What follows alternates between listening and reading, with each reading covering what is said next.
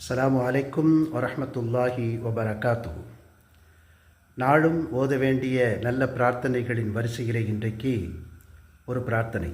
ரப்பனா அஃப்ரிக் அலைனா சப்ரா வசப்பித் அக்தாமனா வன்சுர்னா அலல் கோமில் காஃபிரி.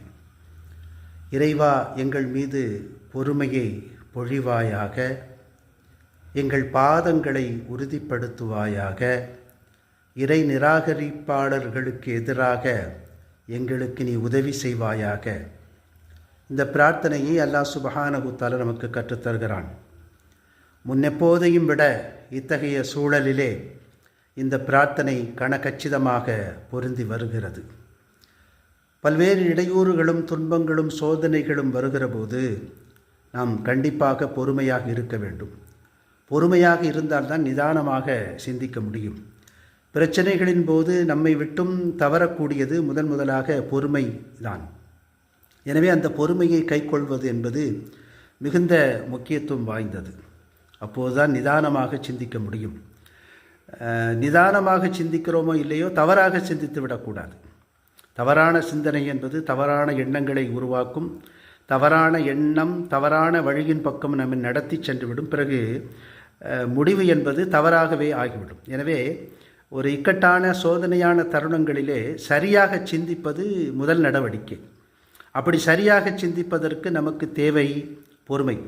அந்த பொறுமையை நாம் அல்லாஹ்விடத்திலே கேட்கிறோம். ரப்பனா அஃப்ரிக் அலைனா சப்ரா, இறைவா எங்கள் மீது பொறுமையை பொழிவாயாக.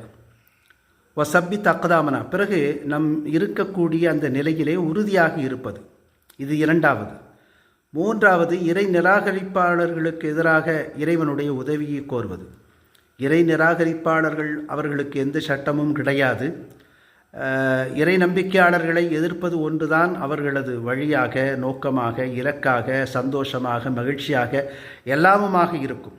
இந்த நிலையிலே அவர்களை வெற்றி கொள்வது என்பது சாதாரண மனித காரியங்களால் முடியாதது, இறைவனால் மட்டுமே முடியக்கூடியது. எனவே அது குறித்து வழக்கம் போல நாம் இறைவனிடத்திலே உதவி தேட வேண்டும். முன்னெப்போதையும் விட இன்றைக்கு இருக்கக்கூடிய மிக இறுக்கமான சூழ்நிலையிலே நாம் அல்லாஹ்விடத்திலே அவர்களுக்கு எதிராக நமக்கு சாதகமாக, ஆதரவாக அவனுடைய உதவியை கோருவதென்பது மிகுந்த முக்கியத்துவம் வாய்ந்தது.